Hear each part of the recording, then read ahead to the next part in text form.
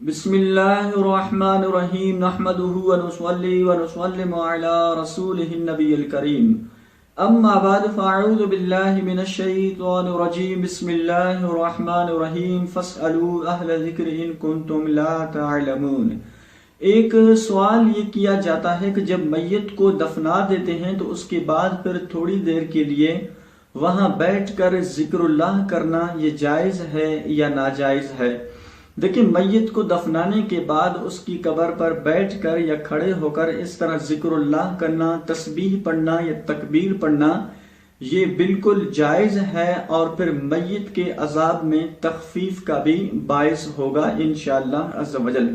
جس طرح کہ حضرت سعد بن معاذ رضی اللہ تعالی عنہ کو جب دفنایا تو اس کی قبر پر نبی اکرم صلی اللہ علیہ وآلہ وسلم کھڑے ہو کر آپ تسبیح پڑھتے رہے، یعنی سبحان اللہ سبحان اللہ۔ تو صحابہ کرام علیہم رضوان نبی علیہ الصلوۃ والسلام کو دیکھ کر صحابہ بھی پڑھنے لگے سبحان اللہ سبحان اللہ۔ اسی طرح پر نبی علیہ الصلوۃ والسلام تکبیر پڑھنے لگے، یعنی اللہ اکبر اللہ اکبر۔ تو آپ علیہ الصلوۃ والسلام کو صحابہ دیکھ کر صحابہ بھی پڑھنے لگے اللہ اکبر اللہ اکبر۔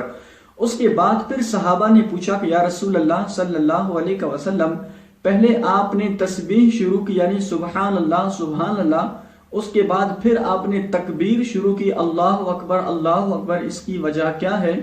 تو نبی علیہ الصلوۃ والسلام نے ارشاد فرمایا کہ اس کی قبر جو ہے تنگ ہو چکی ہے، اس مرد پر اس کی قبر تنگ ہو چکی ہے، تو اللہ تبارک و تعالی نے اب اس کے لیے اس کی قبر جو ہے وہ کشادہ فرمائی ہے۔ تو اس سے ثابت ہوا کہ جب میت کو دفنا دیتے ہیں تو وہاں بیٹھ کر تھوڑی دیر کے لیے ذکر اللہ کرنا، تسبیح پڑھنا یہ بالکل جائز اور مستحب ہے، بلکہ میت کے عذاب میں تخفیف کا بھی باعث ہے۔ تو جس طرح کہ ایک مرتبہ نبی علیہ الصلوۃ والسلام گزر رہے تھے تو آپ علیہ الصلوۃ والسلام نے ایک کھجور کی شاخ جو ہے اس کے دو ٹکڑے کر کے دو قبروں پر رکھا۔ تو آپ علیہ الصلوۃ والسلام نے ارشاد فرمایا، صحابہ سے فرمایا کہ جب تک یہ شاخ جو ہے تر رہیں گی ان دونوں قبروں کے اندر عذاب میں تخفیف ہوتی رہے گی۔ تو اس سے ثابت ہوا کہ جو چیز جو ہے وہ اللہ کا ذکر کرتی رہے گی تو اس کی برکت سے ان کے عذاب میں بھی تخفیف ہوگی۔